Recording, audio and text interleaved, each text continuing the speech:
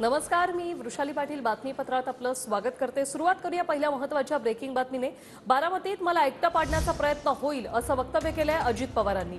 माझा परिवार सोडून सगळे माझ्या विरोधात प्रचार करतील असंही अजित पवार म्हणाले। काही जण भावनिक करण्याचा प्रयत्न करतील।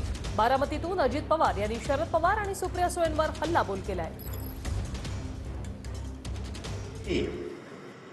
आणि माझा परिवार सोडला तर कदाचित बाकीचे सगळे माझ्या विरोधामध्ये प्रचार करतील।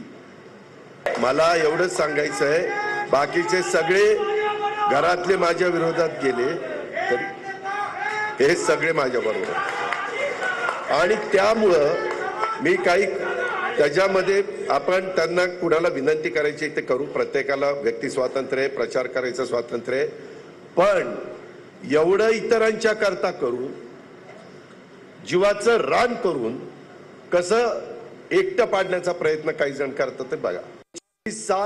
तुमची साथ आहे, तुमचा पाठिंबा आहे, तुमची एकजूट आहे, तोपर्यंत माझं काम अशाच तडफेने चालत राहील। तुम्ही त्याच्याबद्दल काळजीच करू नका।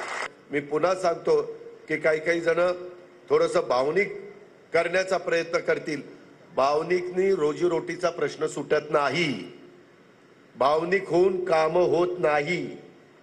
काम तडफेनीच करावी लागतात, जोरकसपणे करावी लागतात।